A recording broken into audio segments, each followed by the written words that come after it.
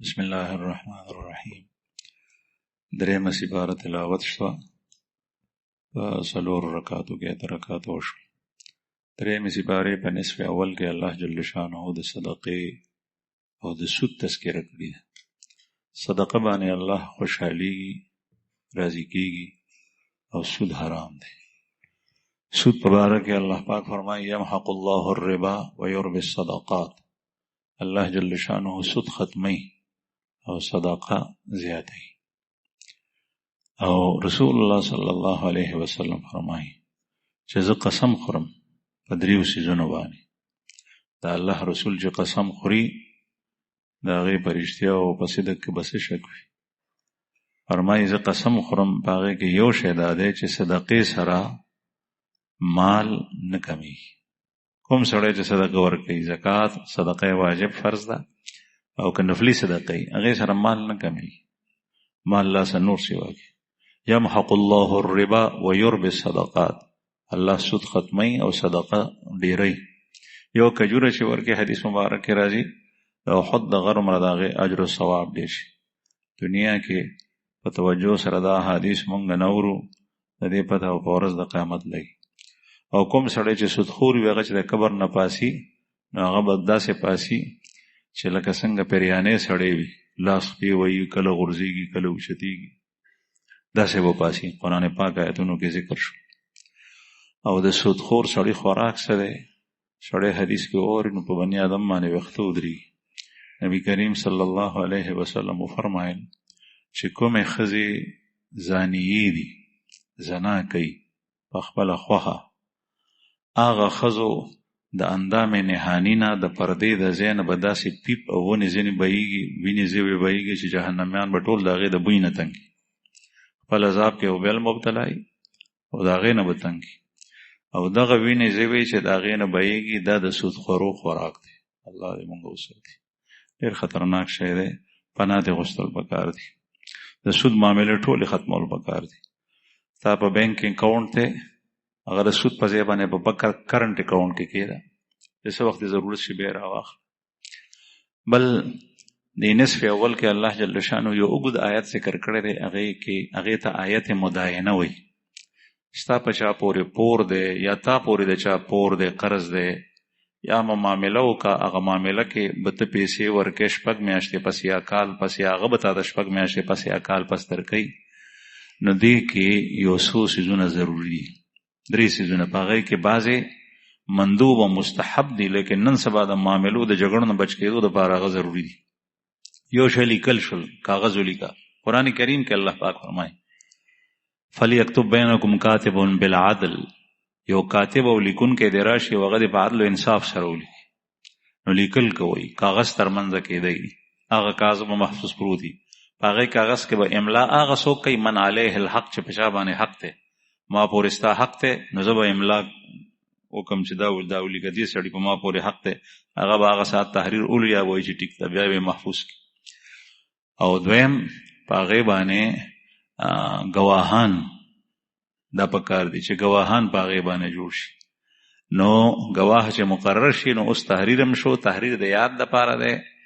ګواه چې کوم نه باندې مقرر شو اوس به د سړی پیمانه کېږي نه. مونږ کې دا مرض دی مونږ په دې علاقې په خلکو کې پښتنو کې چې غټه معامله وي، سړی تا نه چا غوښتي دي او تا نه چا تپوس کړی دی او داسې او داسې او داسې د 2 کسانو پټه معامله وشي، بل څوک خبر نشي، بیا سهار کال پس 6 میاشتې پس کومه نیټه کړي بیا په خپې وړېدلي بیا څه کولی نشي، هغه سړی نه ورکوي، ستا په ما پورې نشته.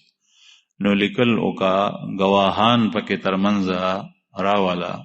سړي وي 2 کسان یا یو سړی 2 ښځې.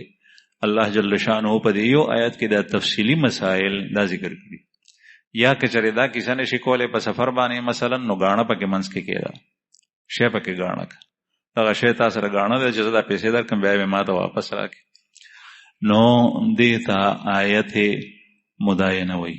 بل نصف آخر کې الله جل شانه د عیسی علیه السلام او د هغه د مور بیبي تذکره کړي. د عیسی علیه السلام مور بیبي مریم نومو، دا غي مور نظر منلیو که زما ماشوم پیدا شو نو زه به بیت المقدس ته وقف کوم، نظر کوم.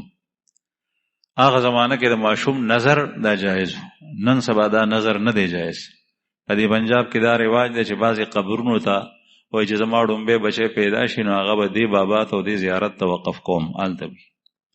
نو دا حرام دی. نن سبا یو انسان بیا د هغه سره کله څه معامله کېږي کله څه، یا مثلا یو پیر صاحب ته حواله کې چې با زما د سره کار نشته او دا نظر منلی منخته، دا حرام دی. بلکې ته دین ته هغه استی شي، دین زده کړي، د هغه اصلاح وشي، هغه میاشت لګوي، 4 میاشتې لګوي، چله لګوي، چا استاد ته حواله کې 8 کاله تیر کل دین زده کړي. لیکن دا ستا شو، دا ستا بالکې دی، دا تا سره دی، زمونږ د سره غرض نشته داسې نه. بیا د دې مریم بیبي الله جل شانو دې ته بچی ورکو بغیر پلاره چې داغه نوم عیسی علیه السلام دی او د الله پیغمبر دی او زمونږ د خوږ پیغمبر صلی الله علیه وسلم نه مخکې تیر شوی، د دې دواړو په منځ کې بل پیغمبر نشته. دا عیسی علیه السلام ناشنا معجزې دي، دا د الله جل شانه قدرت دی. بعض خلک د خدای د معجزو انکار کوي، الیاذ بالله. کوم معجزه چې قرآن پاک کې راغلی ده داغه انکار کفر دی. کوم معجزه چې اخبار احاد احادیثو کې راغلی ده داغه انکار گمراهی ده، شوده سړی کفر ته وباسي. معجزه د الله د قدرت نه انکار کولی چې خدای داسې نشي کولی، ته دا وې زه دا نه منم. دا خدای الله جل شانه قدرت دی. ابراهیم علیه السلام ته الله پاک وې سرور ماغان راواله، هغه تذکر وشو او بیا چې کوم دین هغه چخنی کا الاله کا ویټه کا غونډان ته جوړ کا په بل بل غربانه کېدا چې ته وې تاوس نو تاوس به تاسو خراشي، چې ته وې چرګ نو چرګ براشي، چې ته وې کونتر نو کونتر براشي، چې ته وې کارغه نو کارغه براشي. دغه سي چې کله انسان په دشتو کې په سمندرونو کې دا غلاش ریزه ریزه شوی، الله پاک به ورځ د قیامت باندې کی. الله پاک په هر څه باندې قادر دی. بیا حضرت عیسی علیه السلام مور بیبي خو واده نو کړي، مریم بغیر پلار خدای پیدا کړ، آدم علیه السلام بغیر مور او پلار خدای پیدا کړ، او حوا بیبي بغیر مور خدای پیدا کړ، او عیسی علیه السلام بغیر پلار خدای پیدا کو. مور رشتہ ده. او به په ماشوموالي کې خبرې کړي، د مور په غېږه کې و. مریم بیبي سره فکر شو زه به اوس خپل پاکي خلکو ته څنګه بیانوم، خلک به وایي چې ته خو پیغله. نو الله جل شانه وته فرمایل دې ماشوم ته وایه اب خبرې کوي. نو چې څنګه راوست قوم وته وی چې مریم ستا خاندان خو ډېر نیکانو داسې دي. بس ماشوم ته اشاره وکړه، ماشوم گویا شو انی عبد الله آتانی الکتاب وجعلنی مبارکا، زه د الله بندیم، الله ما ته کتاب را کړی، زه پیغمبرم او زه مبارک ګرځولم. کوم ماشومانو چې په ماشوموالي کې خبرې کړي دي، 2 کالو ماشوم خبرې کولای شي لیکن دا غي نه کم نه. دا هغه ماشومان چې پیدا کېدو سره خبرې کړي، یو یوسف علی السلام، دا یو عیسی علی السلام دی. یو د یوسف علی السلام په حق د بنی اسرائیل او ماشوم چې داغه د پاکیت گواهی ورکړي و چې زلیخې باندې د دروغ الزام لګولو. دریم د هغه زنانه ماشوم چې هغه په لار باندې روانه او ماشوم یې تیته اچولی او وی چې یا الله زما دا ماشوم د دې سړي په شان کې د په اسبانې روان دی، وړاندې رسته ته خادمان او نوکران روان دي، ماشوم یې چې یا الله ما د په شان مکې، ځکه چې هغه ظالم او جابر او سلورم هغه ماشوم چې د جوریج چې د بنی اسرائیل نیک سړی او دغه په حق کې گواہی ورکړي. یو پلیتی خزی زانین ماشوم پیدا شو، هغه دغه داوا په جوریج وکړه. جوریج نیک سړی و، په عبادت خانه کې به موس کولو. جوریج باندې خلکون خطل ویوالو کوټه وته غرزول وی تزان نه بزرگ جوړ کړي دی او داستا ماشوم دی تا زنا کړی هغه معنی ده به او دسو کو 2 رکعات موزیو کو به چې ماشوم راولي چې ماشوم راوستو وستا پلار سوکته وې زما پلار غشون کړي. ټول خلک حیران شو.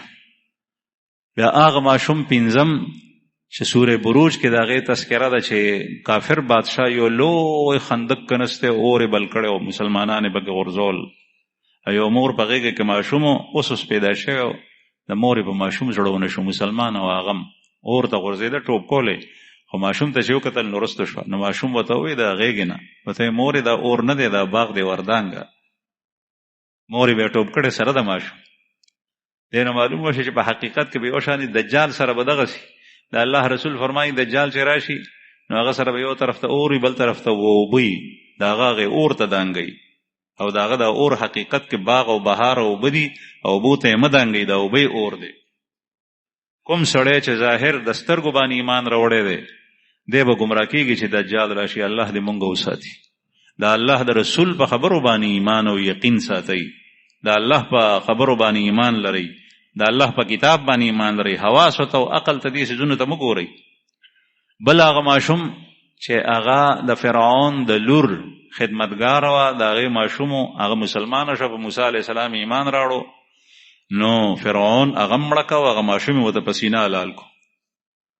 نو هغې هم دغسې کړي. هغه ماشوم دپاره دا رستو کېده، وایي چې زه به رستو شم د ایمان نه. ماشوم ورته ووایي چې نه، دا جنت دی، باغ و بهار دی، او مور دې ته تیاره شه.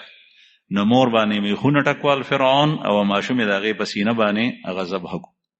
نو عرض مې دا کول زما عزتمندو چې الله جل شأنه معجزات دي، خدای پاک هر څه کولی شي. دا الله جل شأنه په وینا او د پیغمبر په وینا باندې ایمان، دا ایمان دی، په حواسو باندې ایمان نه.